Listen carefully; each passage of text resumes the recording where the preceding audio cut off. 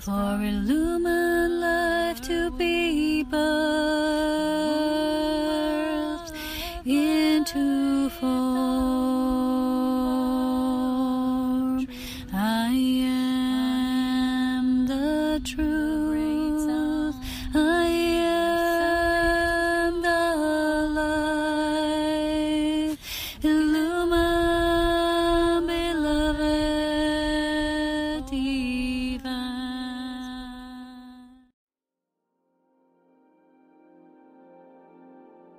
So hello there, dear beloveds, and welcome to this sitting with me here in the space in the name of love. So today I really strongly feel called to talk about love, and not just any kind of love, but the love of life that is the Christ. As you know, my life has been further and further unfolding in this beautiful lotus blossom that is this true awakening of the mystical Christ experience, and that which in a way, you know, no one can take away from us because it is real, because it does not belong to the world of the untrue and false, because it belongs to the world of our godly nature.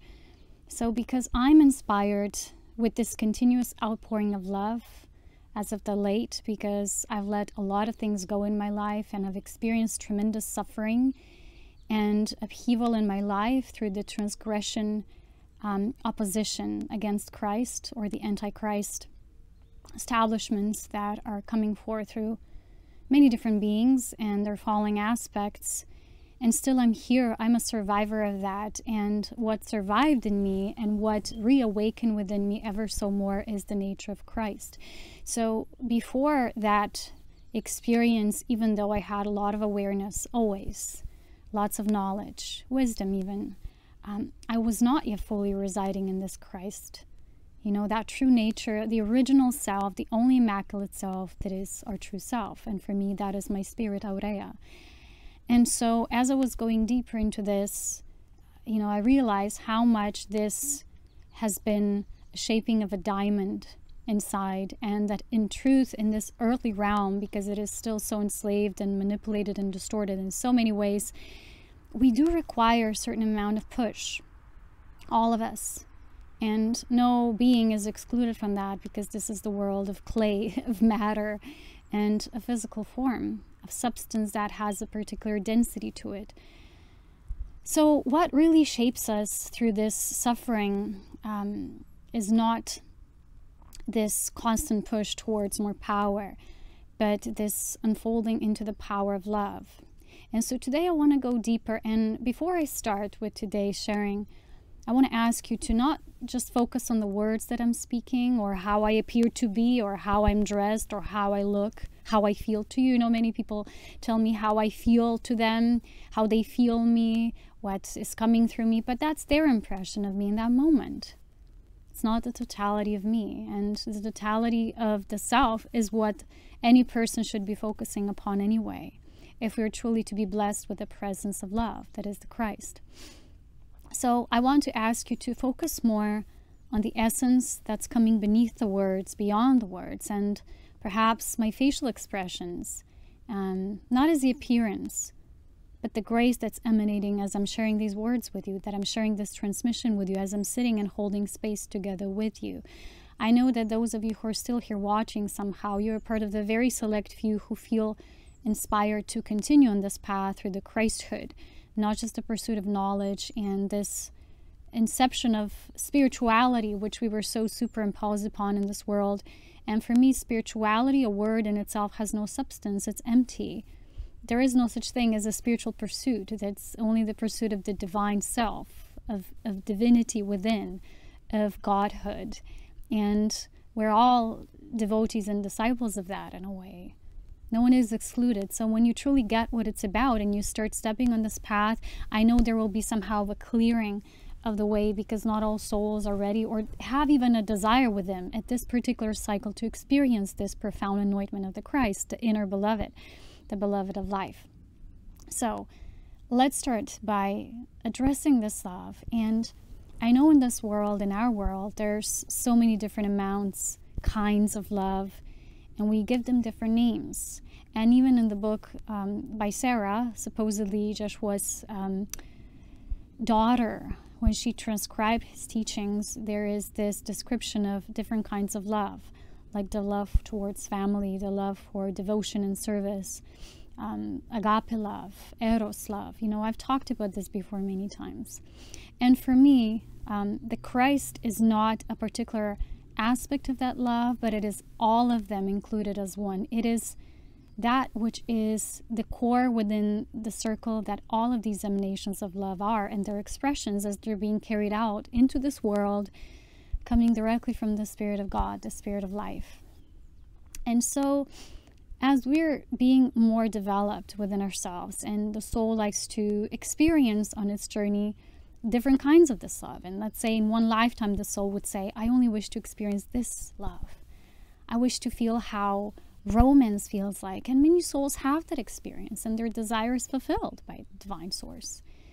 But on our journey of maturation towards the full self, not just a fragment piece we can experience, we want the full exudance of that love. And we just say, well, God, now I want it all.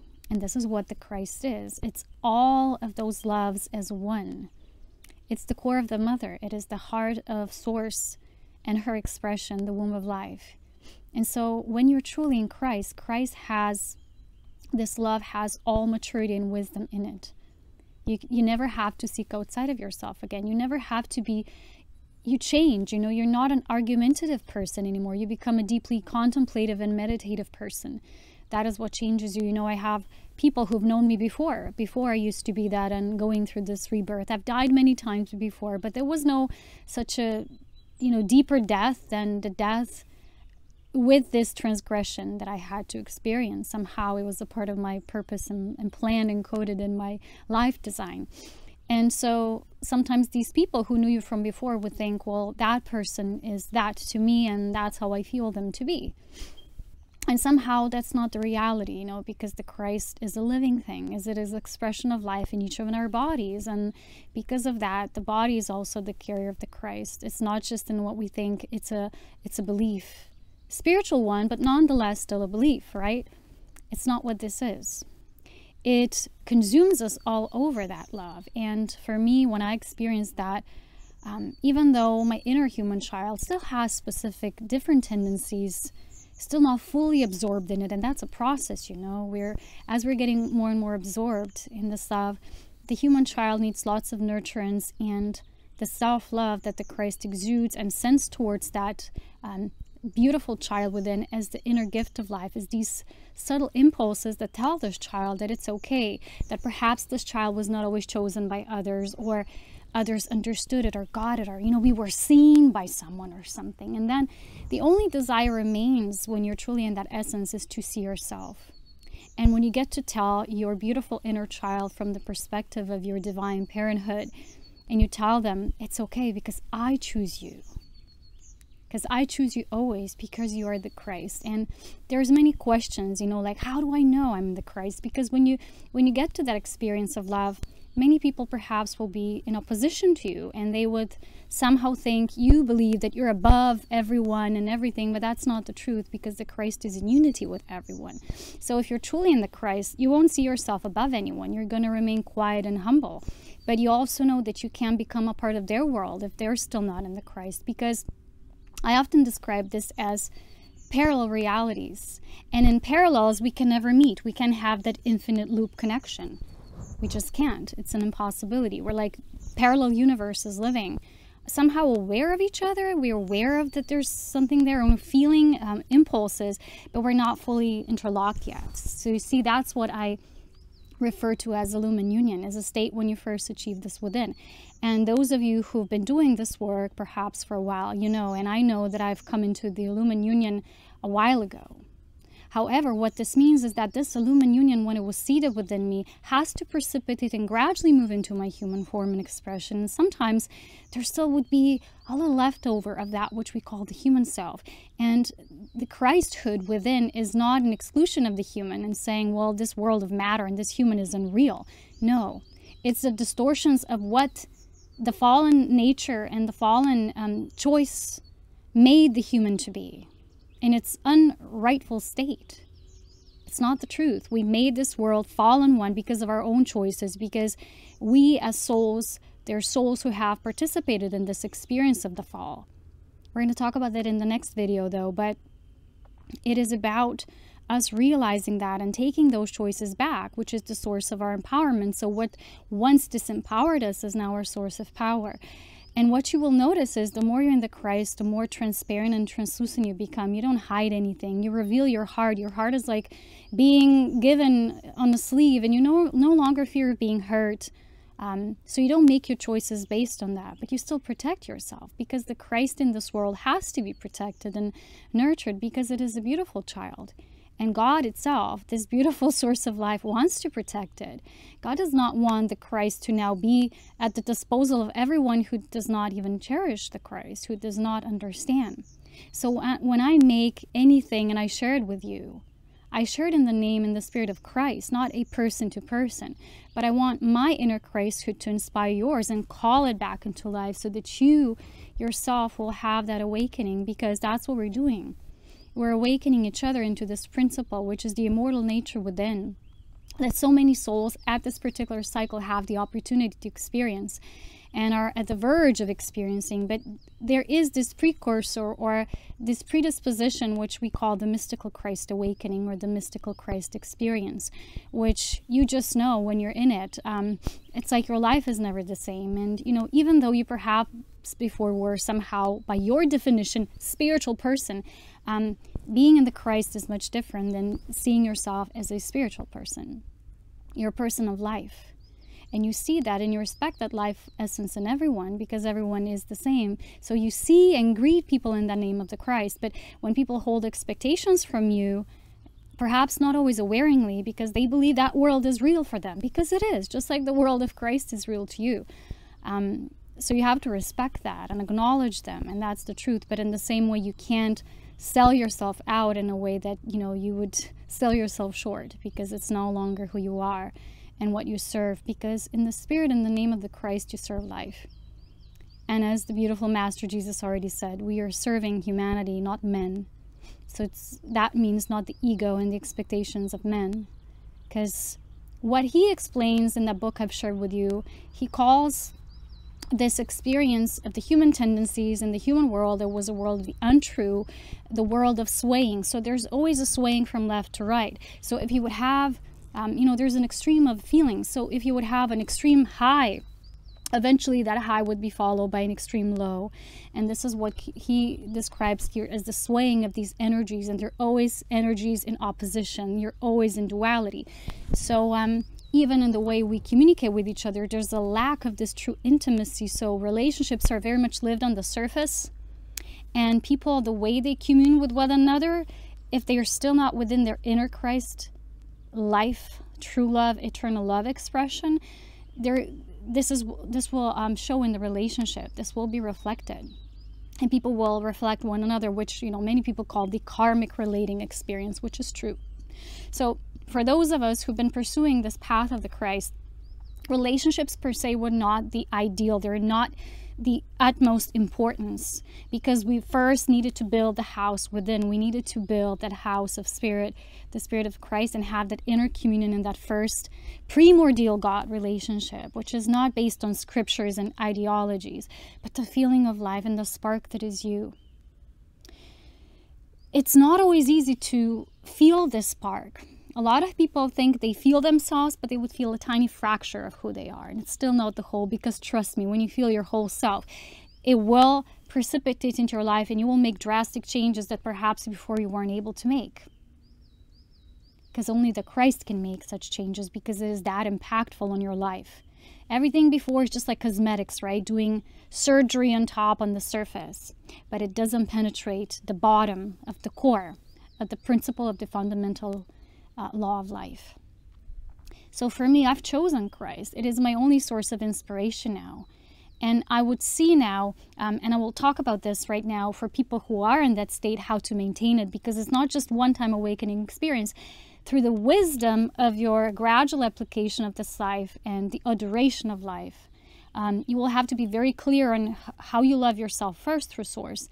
And then having those boundaries in a way. You know, when they always say Jesus saw them because he saw their hearts. So he was in the state of the Christ, which meant he could see another person, what they're currently exuding, and whether their love is in alignment with that state of source purity or not. He could see it. And you can tell the same way. I have that gift because I always had it. But when I went into this Christ experience, when it really started flowing through my body, you know, it's like an instant knowing. And, you know, when he was asked so many times, well, how do you know when you're talking to the voice of what you call God? How do you know it's that divine voice? And his answer was so simple. He said, I just know.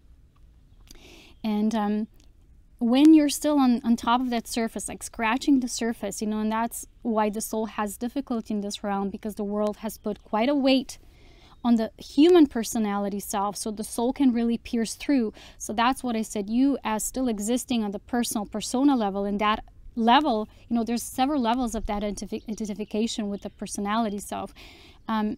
The more Christ will penetrate through, the more you will dissolve that. But still, it's kind of hard for the soul to move through if that level of identification is still super strong and you're holding on to it. And you might feel, I'm feeling myself, but there's just a moment and then it goes away. It is the world of temporal form. So all the human conditions are temporary.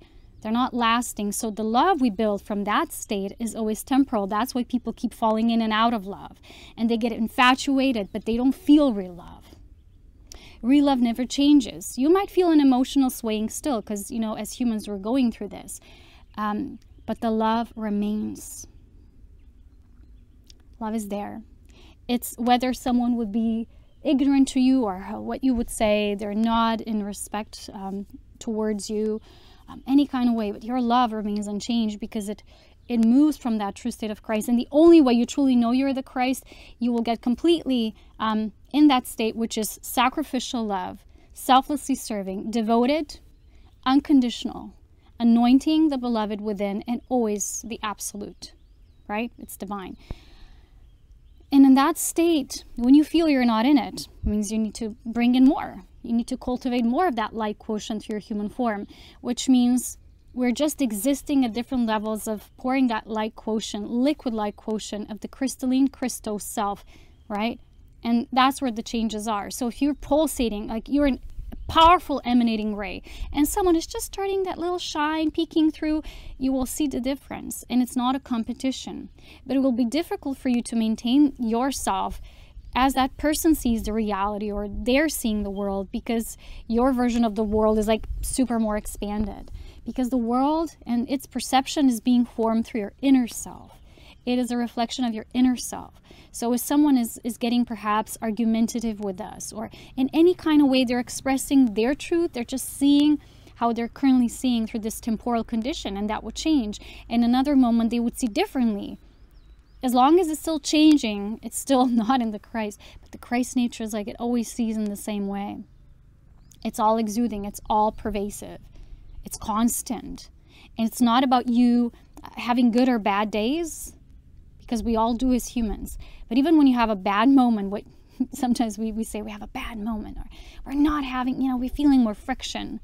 We're feeling that opposition because the Christ, as our world and the state it is in right now, the external realm, right, which is a composition of many souls making choices, not just you as the one, you will feel that the Christ is currently still under a lot of attack, a lot of oppression, right, crushing it.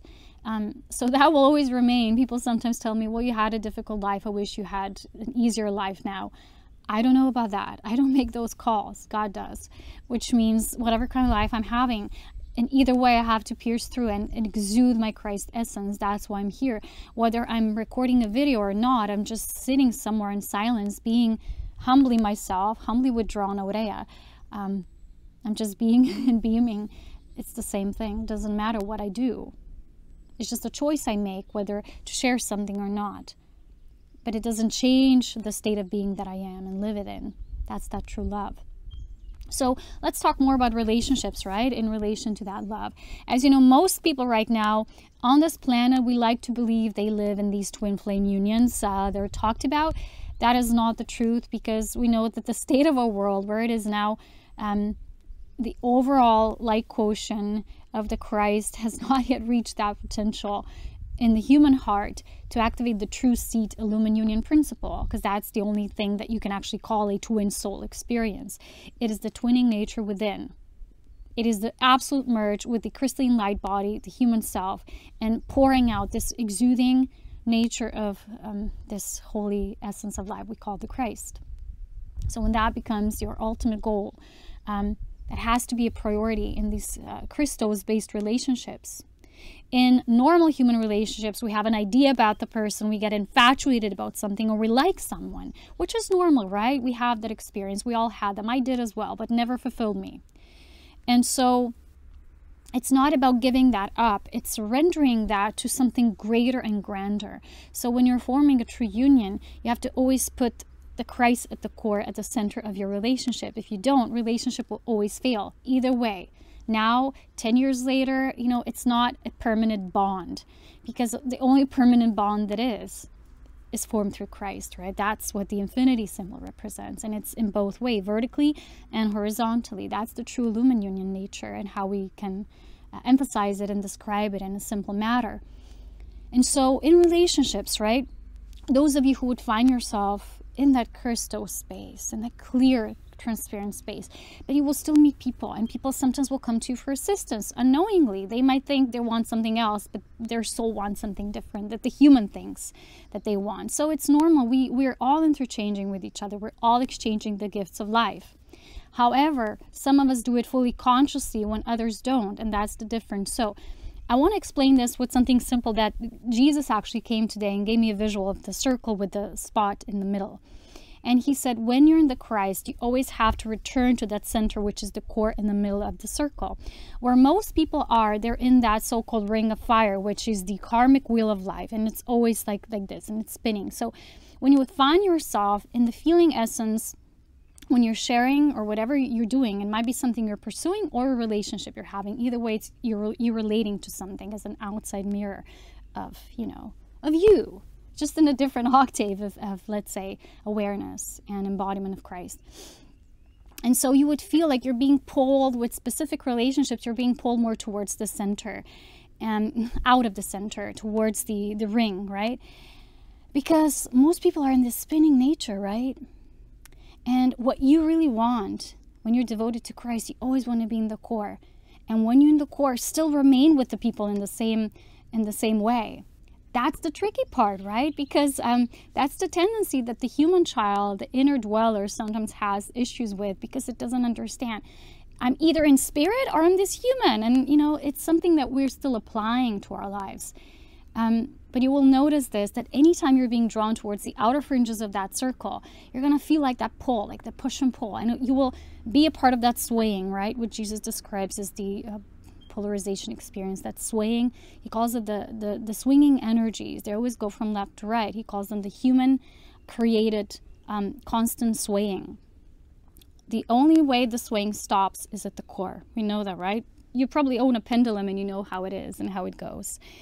And even when we have a question and we ask it to the pendulum, yes or no, or go in a circle, we're asking a question. So the mind needs to know something, so automatically we're going into a swaying mode. It's a similar thing. If we have no questions, we just trust life and we surrender to life, we're always at the core, right? And the pendulum would stay still, and we realize, well, I really don't have any questions. I'm just being. I'm pulling, I'm anchoring my true self. I'm radiating from that core, which is what most people now still don't understand. So if people want to feel loved, and it's always like they want to call the other, they want to pull them towards the self. It's not always awareingly. People think, well, I have no expectations of that person. It's not about that. It's your energy that does that, okay? And so when the energy does that, the person who is already in the center, and you're going to see that in relationships who are evolving and growing, that it's always usually one superseding the other, and that's why these issues and challenges come along. It's normal. It's part of life. It's how we grow. And so you would see the other one who's really in that Christ would just want to stay in the center, and the other one's like pulling them. No, come and spin with me. And you would see that. And it's usually how I would feel it. It's the conditions that never change. They're just spinning. You're looping. and you're looping with that person, or you're looping in that situation or circumstance, it's never bringing anything new, right? You know, like how the letter Q is also an exit out of the circle. That's what it indicates. So it's a really interesting way to describe the quantum level, is you got to exit the circle and become everything. And when you're exiting out, you can also at the same time be in the middle. So that's what the Christ is, and how you exude from that core. And how you truly love someone through the Christ is you keep on exuding from your core. You don't have to go and be swayed. It's difficult sometimes because we all allow ourselves to be swayed, sometimes even faster if we have a tendency to really like someone. And that's normal because humans still have the preferences. The inner child still chooses. The child is a mystical creation we're never going to fully understand. That's the human. That's the beauty of it, right? The beauty of this world. And it's going to have more strong emotion towards something being and emoting there in opposition to something else. Right? It's normal. But what we need to do is we recognize how to turn that emotion to a crystalline frequency of that Christ, Christos inner self, the inner dweller, meeting the inner child. And what I started doing is I would turn that emotion back to the self and go to my inner child and tell them, I choose you, I love you, you're my priority. Because in the past, how humans have treated these bodies, they never did that. No one ever did that. It's something that beloved Christ, when he was Jesus, when he walked physically this plane of earth, has been teaching. But at that point, humanity was so dense. And now we don't see much difference. Little, perhaps. But it's still lots of wandering around and circling of information that's not really crucial for the true awakening. Because the only awakening is the true awakening, which is the Christos nature within. And why in this world so many people are still seeking themselves in the outer world. And I would always see that as people getting fascinated about something else outside of them. I mean, it's beautiful to get fascinated. I get fascinated by beautiful music, but it's because it pulls me into my own center. And I listen to that music and I'm merging with it and I'm bringing that essence into my soul. But I don't see anything outside of me as deserving more love than me. And it is an issue sometimes because the world of form means you're falling in love into the other version of you, which is what the mind does. Very rarely do we fall in love with the self. Making love to the self by turning the mirror back. In those crucial key instant moments, which I described earlier on, you have to turn that mirror back, which is what most people don't do. So they're getting again in that looping mode. Yeah, but it's like this. Don't you see? Don't you see? But they really don't see, because when you do see, you don't need to describe it. You just love yourself and you live your life and you love it. You're in service to life. But unfortunately, it is so that someone always wants us to hop off of that wheel and join them. It doesn't mean physically. Sometimes, like I said, the energy does that. Our energy being would do that. Because sometimes the soul is yearning for the experience that someone else shows us, maybe perhaps qualities we have not yet managed to embody. We desire for it, but the soul just hasn't found the way how to properly do it through our human self, and there's something within us that's unfulfilled. And the other is just a mirror of that, how to fulfill that, and they're showing the way, but maybe we think it's something else, and the role they play in our life, but it's perhaps not that what we think, because it's not in the knowing of the mind. The God has its plan. So when you are the being of Christ's love, you're a person of faith. Trust God. You always know God has a plan. You didn't always need to know the details, right? You surrender to that love, and a lot of people have issues with surrendering to love. If anything that I can really teach from the core of the mother's heart is that surrender. I can't teach knowledge. No one can. But it's the teaching that comes with humility and my own embodiment.